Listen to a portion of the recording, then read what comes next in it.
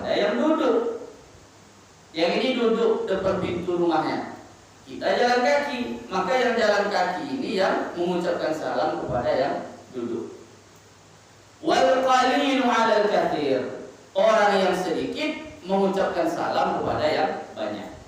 Kita semuanya ramai dalam masjid ini, tiba-tiba datang satu orang jemaah dari pintu.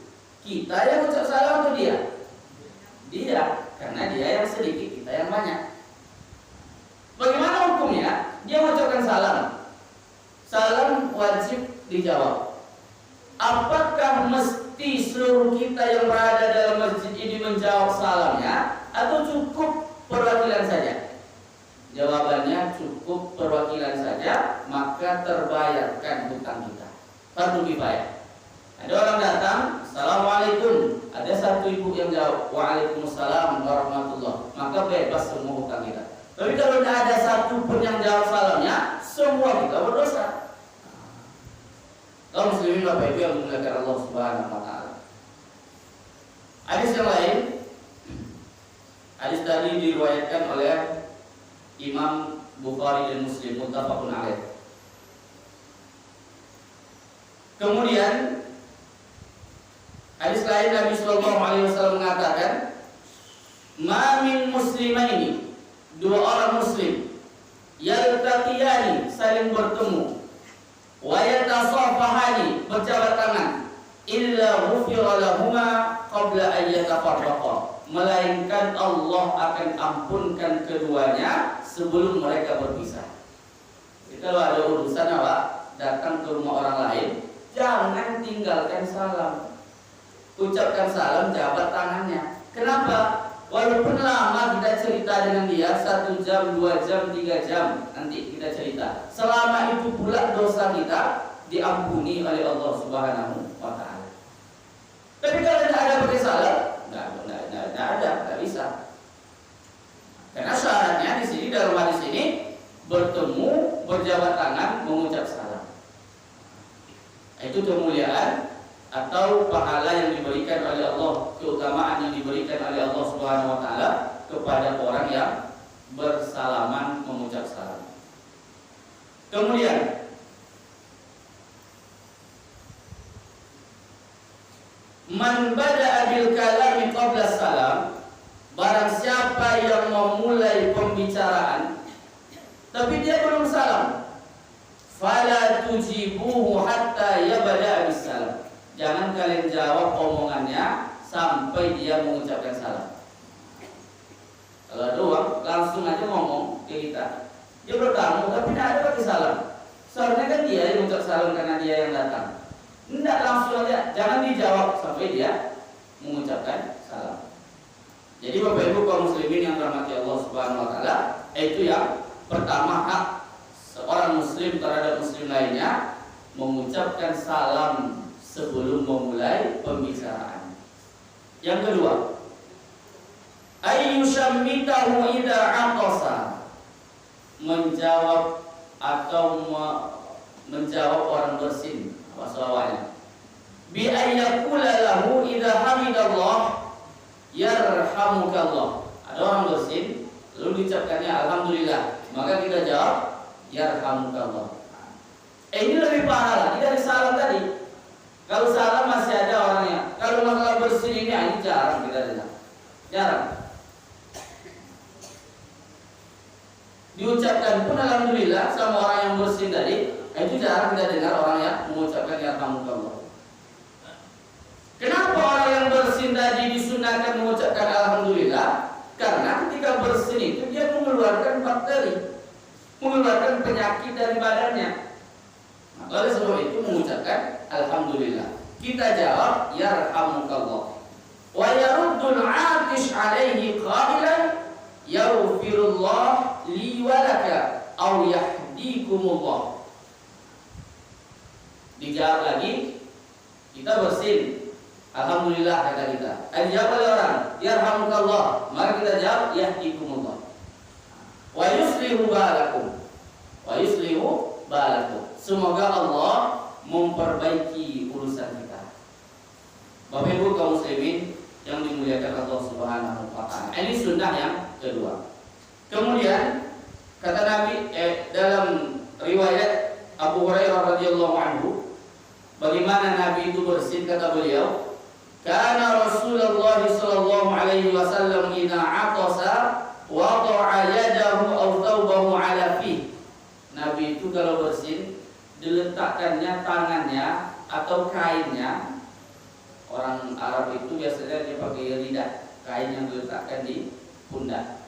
Diletakkannya di mulutnya supaya bersinnya tidak kemana-mana.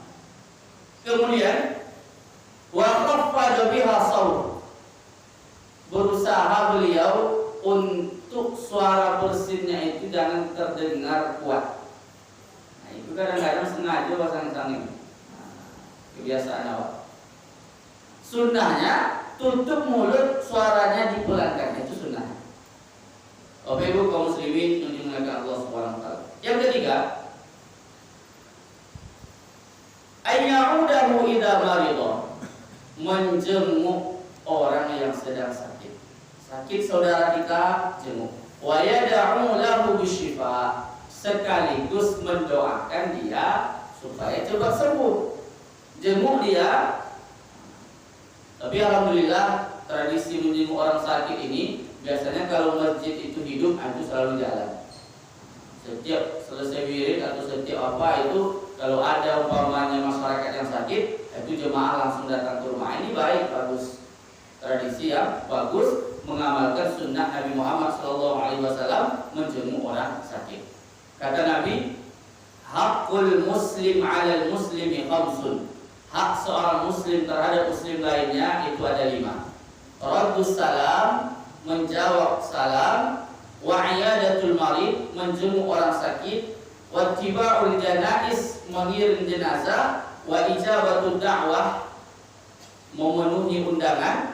Nah, tadi disampaikan oleh PRT kita, iya masih PRT Pak, bahwasanya habis isya nanti undangan umum untuk semua jamaah, kita diundang untuk pergi makan ke rumah salah seorang jemaah. Itu undangan.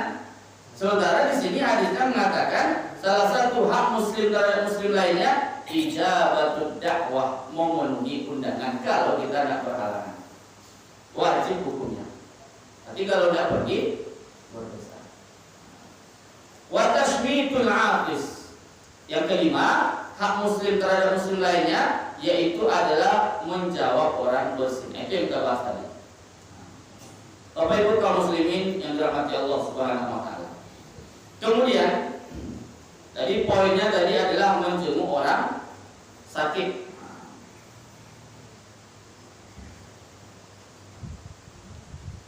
Yang selanjutnya, wa qawli Aisyah, ucapan dari Aisyah, ini persaksian dari beliau radhiyallahu anha, anna Nabiy sallallahu alaihi wasallam kana ya'udu ba'dha ahlihi fayamsahu bi yadihi al-yumna. Dulu Nabi itu selalu menjenguk keluarganya, sahabat-sahabatnya yang sakit. Lalu apa yang dilakukan oleh Nabi? Nabi menyapu, mengusapnya dengan tangan sebelah kanan. Diusap oleh Nabi, sahabat atau kerabatnya yang sakit tadi. Wa yaqulu, lalu Nabi membacakan doa, Allahumma rabban nas idhabil ba's. Ya Allah, Rabb manusia, hilangkanlah penyakit ini. Ishfi anta syafi la shifaa illa shifauka. Sembuhkanlah ya Allah, karena Engkau yang Maha Penyembuh. La shifaa illa shifauka. Tidak ada kesembuhan melainkan kesembuhan darimu. Shifaan la yughadiru saqama. Kesembuhan yang tidak mendatangkan efek samping. Banyak awak ini makan nubek, tapi kemudian mendatangkan efek samping. Karena memang kalau obat-obat kimia itu, coba kita tanya ke dokter, ketergantungan obat kimia itu ada efek sampingnya, tidak bagus. Makanya orang-orang tua kita dulu, kalau masih dongeng-dongeng ketek, tidak minum uber apa ibu? Oh, minum uber, ambil cabai, kayu mangkuk keladang, mengulur-ulur. Setelah itu sobat sehat ya.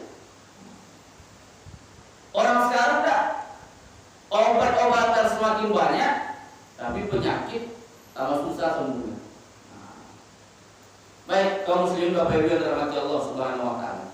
Kemudian yang keempat, ayyashhada janazatahu idza mata. Menyaksikan, melayat jenazahnya ketika ada yang meninggal.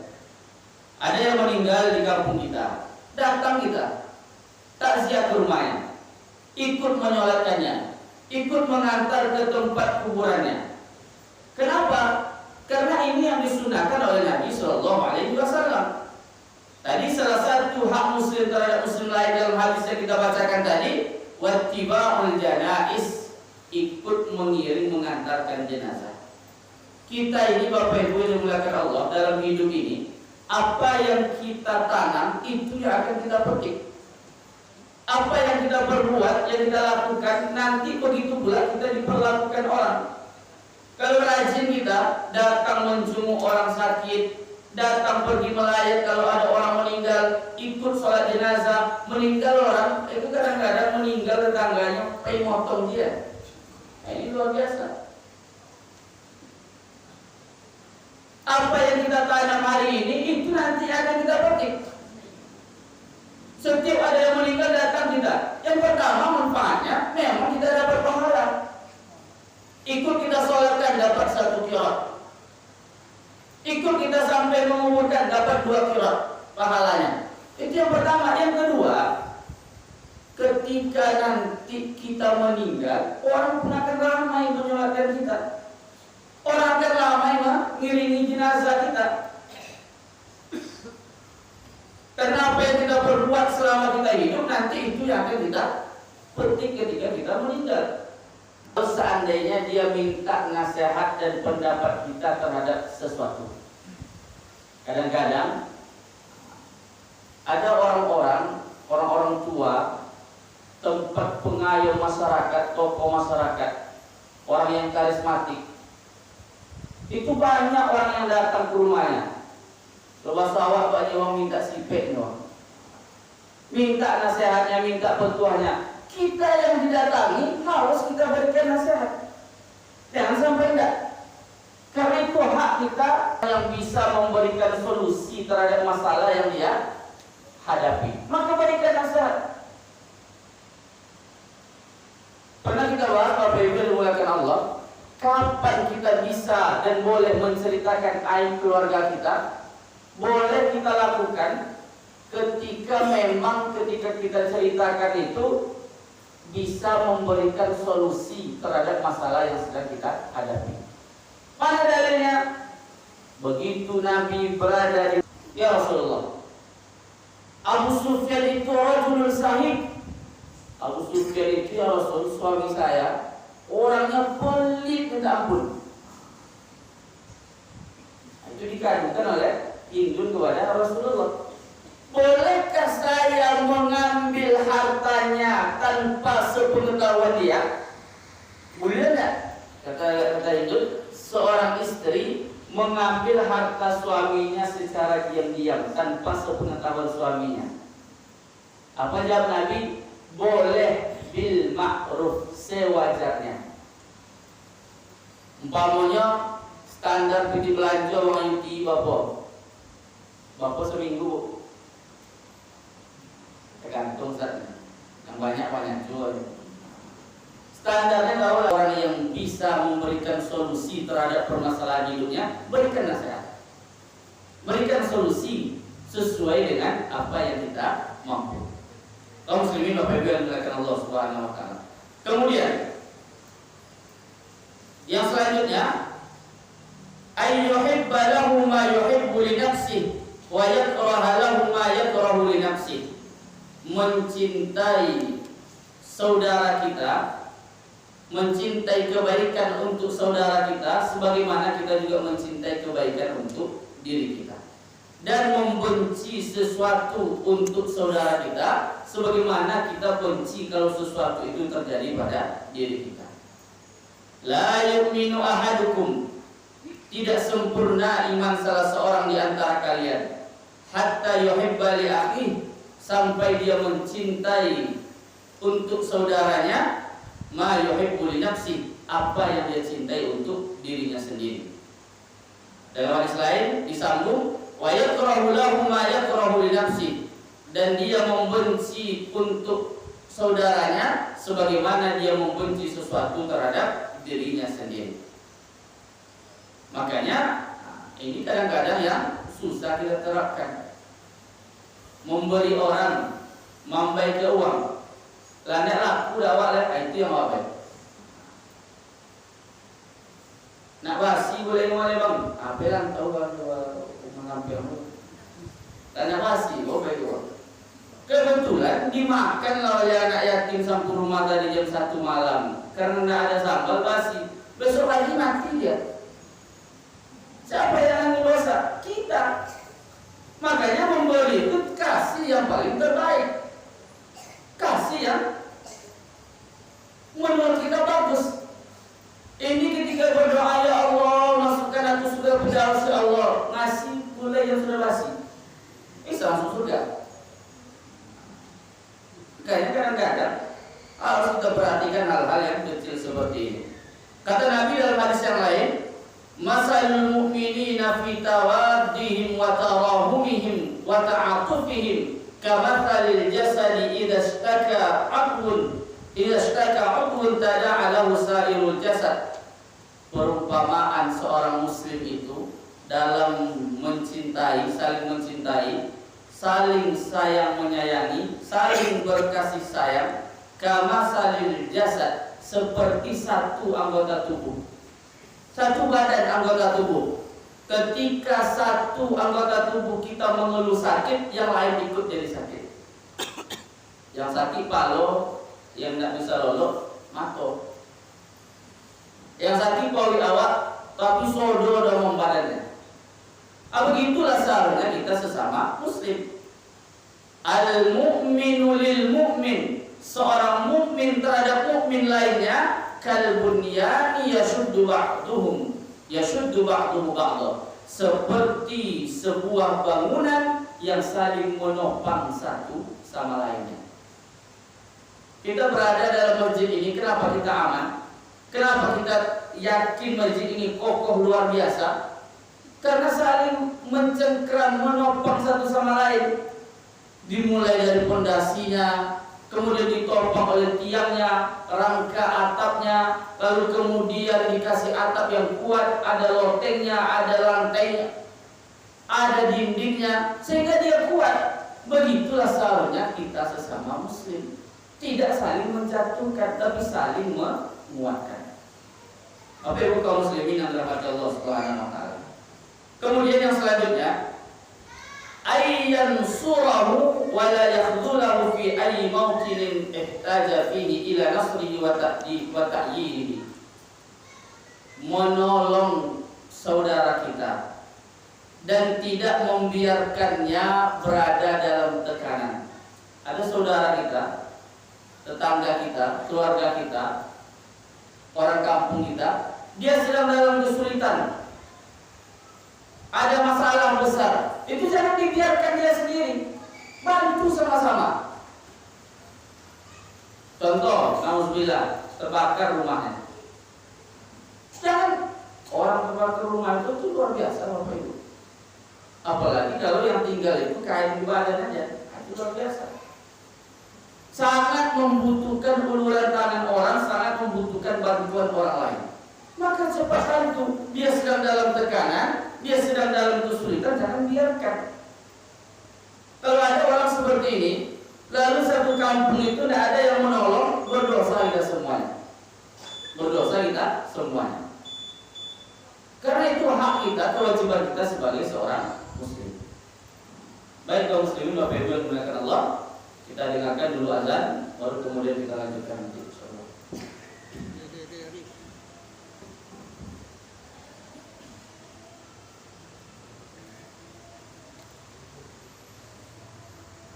Saudara kita yang sedang dalam kesulitan. Yang selanjutnya, ayyatawadha'a lahu wa la yatakabbaru 'alaihi wa alla yuqimahu min majlisihi al-mubah liyajlisa fihi. Rendah hati, tidak sombong, dan tidak atau jangan yuqimahu, memberdirikan dia, min majlisil mubah, ada orang duduk. Lalu karena kita datang, kita merasa kita adalah orang hebat, kita suruh dia duduk, supaya kita suruh dia berdiri, supaya kita bisa duduk di kursi itu. Ah, enggak boleh. Kalau seandainya duduknya itu adalah duduk yang dibolehkan, duduk mubah. Dan kalau dia duduk di kedai kopi, pakai batu domino, ada duit depan. Itu boleh diusir. Berarti dia berjudi. Tapi kalau duduknya mubah, biasa, tidak yang haram, maka tidak boleh kita datang di situ karena mentang-mentang kita orang besar, kita suruh dia pindah duduk di kursi lain. Nah, ini banyak terjadi. Maka disampaikan di sini, ayyatawadha'a lahu, rendah hati terhadap orang lain. La yatakabbaru alaihi, jangan sombong. Orang sombong itu Bapak Ibu sama seperti orang yang berada di atas bukit. Dia menengok ke bawah, tengoknya ke bawah, orang kecil semua, dia ada yang tinggi, yang besar. Tapi dia lupa, begitu orang melihat ke atas, dia juga kelihatan kecil. Nengok orang di atas kan kecil juga dia. Begitulah orang sombong itu. Makanya ada pepatah yang mengatakan ijabur rajuli li nafsihi unwan. Orang laki-laki yang membanggakan dirinya itu tandanya akalnya kurang. Ada orang yang bangga, sombong, dangdut, itu tanda akalnya kurang. Kenapa yang kita banggakan hidup di dunia ini? Tidak ada yang punya kita, semua titipan. Kalau Allah berkehendak, Allah akan ambil. Kalau Allah mau, Allah akan lenyapkan. Maka oleh sebab itu tidak ada yang perlu kita sombongkan. Wala tusa'ir khaddaka linnas, kata Allah. Jangan kalian palingkan muka kalian terhadap orang. Wala tamshi fil ardi maraha. Jangan pula berjalan di atas dunia ini dalam keadaan angkuh, sombong. Innallaha la yuhibbu kulla mukhtalin fakhur. Sesungguhnya Allah tidak suka kepada orang-orang yang sombong dan membanggakan diri. Ini jalan kepalanya ke atas terus. Nah, ini bukan maksudnya bukan orang sakit kepala, enggak. Kalau sakit kepala berarti enggak, karena sombong. Maka orang-orang seperti ini yang dikecam oleh Allah Subhanahu wa taala dalam Al-Qur'an. Ma tawadha'a ahadun lillah. Tidaklah seseorang yang tawadhu, rendah hati karena Allah, illa rafa'ahu Allah taala, melainkan Allah akan angkat derajatnya. Makanya Bapak Ibu, semakin rendah hati orang tadi itu semakin mulia di sisi orang. Semakin berilmunya, semakin berpangkatnya, semakin rendah hatinya, itu semakin sogan orang ini. Itu pasti. Wibawa kita itu tidak akan muncul, tidak akan datang karena kita angkuh, sombong, enggak. Oke, di depan kita karena kita penguasa, sombong, nampaknya secara zahir orang takut pada kita. Di belakang kita diceritakan oleh orang. Maka apa gunanya kita merasa hebat depan orang sementara di belakang orang-orang menginjak kita? Sama aja. Maka oleh sebab itu dalam Islam harus kita rendah hati, bukan rendah diri. Nah, beda antara rendah hati dengan rendah diri. Kita tidak boleh merendahkan diri, tidak boleh. Yang boleh itu rendah hati. Islam itu tinggi, la yu'la alaih, tidak boleh di bawah. Islam itu harus tinggi. Maka jangan rendah diri, tapi rendah hati itu wajib. Kaum muslimin Bapak Ibu yang dimuliakan Allah. Kemudian selanjutnya atau yang terakhir yang kita bahas malam ini, alla yahjurahu aktsara min 3 ayyam. Tidak boleh mendiamkan orang lain, tidak berbicara dengan orang lain lebih dari 3 hari. Bermasalah kita sama orang, jangan sampai tak tegur sapa lebih dari 3 hari. Kalau perlu Bapak Ibu dicatat hari. Hari apa masalah?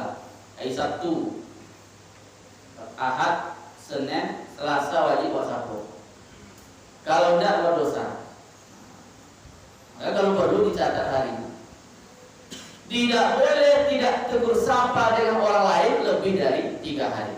La yahillu li muslim, kata Nabi. Tidak halal. Tapi kalau tidak halal, haram. Haram bagi seorang muslim ayyahjura akhahu fawqa thalathin, untuk mendiamkan saudaranya tidak tegur sapa lebih dari 3 hari. Yang takiyani, padahal mereka tetap bertemu, tetangga dekat-dekat rumah. Fayu'ridu hadza wa yu'ridu hadza, asal nampak ini cepat masuk. Nak ke rumah apa? Enggak jadi keluar. Saling membelakangi. Maka ini tidak boleh. Lalu kalau ada masalah seperti ini, mana yang lebih baik di antara kedua ini? Wa khairuhuma, yang lebih baik di antara keduanya alladzi yabda'u bisalam. Siapa yang mulai mengucapkan salam, dialah yang lebih baik. Tapi ini salah, Ustaz. Kata Nabi, siapa yang memulai salam, dia yang lebih baik. Bukan siapa yang betul, siapa yang salah. Enggak, siapa yang memulai salam, kata Nabi. Makanya Bapak Ibu, susah, memang susah. Karena kejarannya surga. Makanya susah. Menahan makan dan minum dari azan subuh ke azan maghrib, berpuasa sepanjang hari selama 30 hari, orang bisa mudah. Bangun tengah malam jam 2, jam 3, walaupun badan capek, badan tidak sehat, orang banyak yang bisa. Tapi kalau untuk menyambung yang sudah putus ini banyak yang tidak bisa. Banyak yang susah. Makanya ditegaskan oleh Nabi dalam hadisnya, wa khairuhuma alladzi yabda'u bisalam. Yang paling baik di antara keduanya adalah yang pertama memulai salam. Maka dalam hal ini, pikirkan diri kita, Bapak Ibu. Jangan pikirkan orang lain. Jangan pikirkan ego kita. Apa maksudnya pikirkan diri kita? Yang penting nanti ketika ditanya di akhirat nanti, hari ketiga kita sudah memulai salam. Perkara dia mau menjawab atau tidak, itu urusan dia pula dengan Allah. Urusan kita sudah selesai. Kata Nabi dalam hadisnya, haram kalau tidak berbicara lebih dari 3 hari. Oke, hari Sabtu tadi masalah, hari Senin sudah disapa. Karena kalau sampai di Selasa berdosa. Berarti urusan kita dengan Allah aman. Karena kita tidak melanggar hadisnya, tidak melanggar syariat perintah Allah. Adapun masalah dia mau menjawab mau tidak, itu urusan dia pula. Tidak jawab dosa. Berapa kali Bapak sabut? Sekali Ustaz. Kadang setahun Bapak Ibu. Setahun, 2 tahun. Yang penting orang itu kalau sudah lama-lama, kadang-kadang bosan juga dia. Bapak ini udah 2 tahun dan saya jawab salamnya, besok jawab kan. Jadi yang penting pikirkan hisab kita. Kenapa? Karena nanti di akhirat kita dihisab sendirian. Tidak sama dia, beda. Urusan kita dihisab sendirian. Fasawfa yuhasabu wahda. Masing-masing kita di hari kiamat nanti akan dihisab seorang diri. Maka pikirkan diri kita, jangan pikirkan dia. Pikirkan keselamatan kita. Kalau dia sayang pada dirinya, dia jawab. Kita kenapa kita mengucapkan salam walaupun tidak dia jawab? Karena kita sayang pada diri kita. Supaya nanti di akhirat nanti urusan kita lancar. Bapak Ibu kaum muslimin yang dimuliakan Allah Subhanahu wa taala. Maka hadis yang lain kata Nabi, la tadabaru, jangan kalian saling membelakangi. Wa kunu ibadallahi ikhwana. Jadilah kalian hamba Allah yang saling bersaudara. Adapun masalah salah kata, silang pendapat itu biasa. Muslim yang baik itu, orang beriman itu bukan orang yang tidak pernah salah. Siapa di antara kita tidak pernah salah? Pasti salah. Al-insan makanul khata' wan nisyan. Manusia itu tempat salah dan lupa. Itulah nama kita manusia. Diambil dari kata nasya. Nasya itu apa artinya? Lupa. Arti nasya itu lupa, Bapak Ibu. Nasya, insan, manusia, lupa. Orang yang sering lupa, silap dan salah. Tapi manusia yang baik itu, orang beriman itu, orang bertakwa itu, ketika dia salah, salah, dia akui kesalahannya, lalu dia minta maaf. Atau ketika orang itu yang salah, maka kata hadis Nabi tadi, yang lebih baik adalah yang memulai salah. Kita pikirkan diri kita. Kaum muslimin, Bapak Ibu yang dimuliakan Allah Subhanahu wa taala. Jadi, inilah mungkin beberapa hak dan kewajiban antar sesama muslim yang kita bahas pada kesempatan malam ini. Mudah-mudahan bermanfaat untuk kita semuanya, dapat kita amalkan dalam kehidupan kita sehari-hari. Terima kasih atas perhatiannya. Mohon maaf atas kekurangan. Kebenaran datang dari Allah Subhanahu wa taala, kesalahan karena kebodohan kami. Subhanakallahumma bihamdik, asyhadu an la ilaha illa anta, astaghfiruka wa atubu ilaik. Assalamualaikum warahmatullahi wabarakatuh.